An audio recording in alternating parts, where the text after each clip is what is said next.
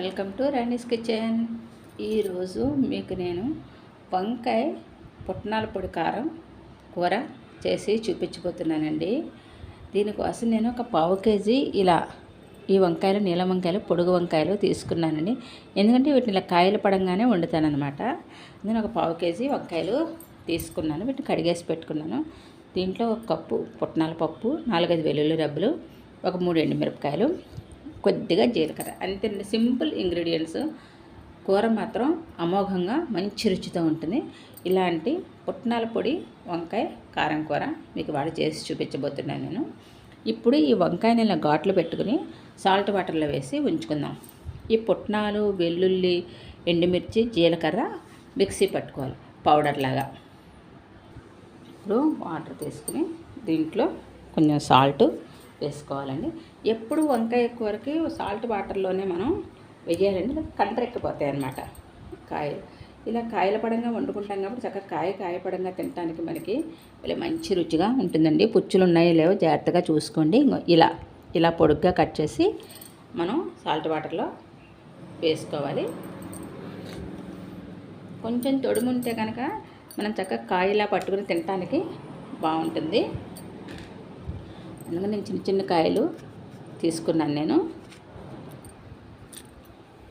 ఇలా కట్ చేసి మొత్తం అన్ని కాయలు మనం వాటర్లో వేసేసుకుందాం. ఇలా మనం కాయలన్నీ సాల్ట్ వాటర్లో వేసి ఉంచేసుకుందామండి. ఇప్పుడు మనం ఆ పుట్నాల పొడి రెడీ చేసుకుందాం. ఇలా మిక్సీ జార్లో పుట్నాలు, వెల్లుల్లిపాయలు, జీలకర్ర, ఎండుమిర్చి తుంపి వేసేసుకుని ఇవన్నీ మనం మరీ మెత్తగా కాదండి, అలానే బరకగా కాదు, మధ్యస్థంగా దీన్ని మనం మిక్సీ పట్టుకోవాలి. అప్పుడు ఆ పౌడర్ మనం దీంట్లోకి మనం కూరటానికి బాగుంటుందన్నమాట. ఇలా మనం పౌడరు రెడీ చేసి పెట్టుకోవాలండి. ఇప్పుడు కొంచెం విడిగా తీసుకుందాం. మనం ఎంత కావాలంటే అంత ఈ పొడి వంకాయల్లో కూరుకోవచ్చు. మిగిలిన పొడి మనం వేరే కూరల్లో కూడా ఉపయోగించుకోవచ్చు. అంతా ఒకేసారి తడి చేసేస్తే కనుక పాడైపోతుంది. అందుకని నేను కొంచెం తీసి పక్కన పెట్టుకున్నాను. ఇప్పుడు ఈ పొడి వంకాయల్లో కూరుకుందామండి.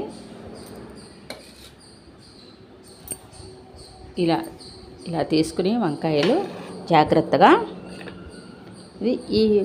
ఈ పొడి అంతా దీంట్లో మనం ఇలా కూరుకోవాలి. ఇలా జాగ్రత్తగా ఇలా అన్ని కాయల్లోనూ మనం ఇలా కూరుకుని ఇలా కూరుకుని పెట్టుకోవాలండి. ఇలా పెట్టుకుందాము కాయలన్నీ కూడా. ఇలా మనం ఎన్ని కాయలు కావాలంటే అన్ని కాయలు కూరి ఇలా పెట్టుకుని వీటిని నూనెలో చక్కగా వేయించుకోవాలండి. ఇప్పుడు ఆయిల్లో వేయించుకుందాము.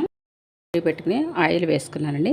నేను ఇందాక మీకు చెప్పడం మర్చిపోయాను, ఆ పుట్నాల పొడిలోనే సాల్ట్ కూడా వేసి నేను మిక్సీ పట్టేసుకున్నానండి. కూరకు సరిపడగా సాల్ట్ దాంట్లో వేసేసుకున్నాను నేను. ఆయిల్ హీట్ అయిన తర్వాత మనం ఈ వంకాయ ముక్కలు వేసుకుందాం. ఆయిల్ హీట్ అయింది. ఈ వంకాయ ముక్కలు జాగ్రత్తగా ఇలా వేసుకున్నాము. ఇలా కాయలు పడంగా ఈ వంకాయ కూర తింటూ ఉంటే భలే మంచి టేస్ట్గా ఉంటుందండి. ఉత్తి కూర కూడా ఇలా ఒక కాయ అలా తీసుకుని మనం అలా తినేసేయచ్చు. వీటి ముందర ఇలా పేర్చుకుని ఉంచుకున్నాము. ఒక 5 నిమిషాల తర్వాత దీన్ని మనం కలపచ్చు. అలా ఉంచేద్దామండి. అలా ఉంచేసి ఒక 5 నిమిషాలు పోయిన తర్వాత వీటిని కలిపి అప్పుడు మూత పెట్టుకోవాలి. మనం ఇప్పుడు జాగ్రత్తగా టర్న్ చేసుకుని మూత పెట్టేసుకుందామండి. మూత పెట్టేసుకుని పైనుంచి కొంచెం వాటర్ పోస్తే కనుక చక్కగా మగ్గిపోతాయి ఇవి. ఆల్మోస్ట్ చాలా వరకు వేగిపోతుంది. ఒక పక్కన ఇంకో పక్కన వేగాలి కదా. అని ఇలా టర్న్ తీసుకుని ఇలా టర్న్ చేసేసుకుని మనం మూత పెట్టేద్దాం. మూత పెట్టేస్తే చక్కగా రెండో వైపున కూడా ఇవి మగ్గిపోతాయి. అలా మూత పెట్టేసుకుని ఉంచుకుందాం. కొంచెం వాటర్ పైన పోస్తే అడుగున మాడకుండా ఉంటుందండి. ఏ కూర అయినా సరే ఇలా వాటర్ పోసి పెట్టుకున్నామంటే మాడదు, చక్కగా మగ్గుతుందన్నమాట. చక్కగా మగ్గింది. మనం మూత పెట్టి వాటర్ పోయటం వల్ల ఏమైందంటే మాడకుండా చక్కగా మగ్గింది.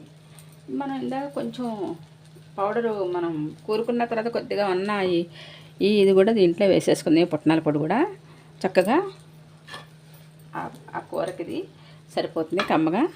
ఒకసారి కలిపేసుకుని తీసేసుకుందామండి. చూడండి కాయలాగా చక్కగా మగ్గిపోయాయి ఇవన్నీ. ఎక్కడ మాడలేదు, ఉడికినట్టుగా అవుతుందన్నమాట. అలా మూత పెట్టేసి వాటర్ పోసుకున్నట్టయితే అయిపోయింది. ఒక 2 నిమిషాలు ఉంచుకున్నాను దీన్ని. దింపేసుకుందాం. సర్వింగ్ ప్లేట్లోకి తీసేసుకుందామండి.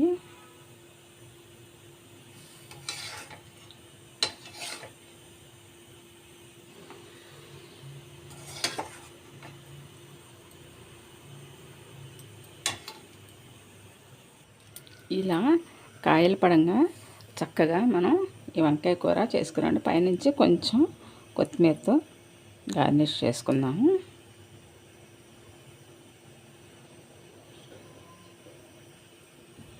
చూడండి ఎంత బాగుందో. ఇలా ఒక కాయ ఇలా పట్టుకుని మనం చక్కగా ఇలా తినేయచ్చండి. అంత బాగుంటుంది ఈ వంకాయ పుట్నాల పప్పు కారం కూర. మీరు కూడా తప్పకుండా ట్రై చేయండి. మంచి టేస్ట్గా చక్కటి రుచితో ఉంటుంది ఇది ఈ వంకాయ కూర. తప్పకుండా మీరు కూడా ట్రై చేయండి.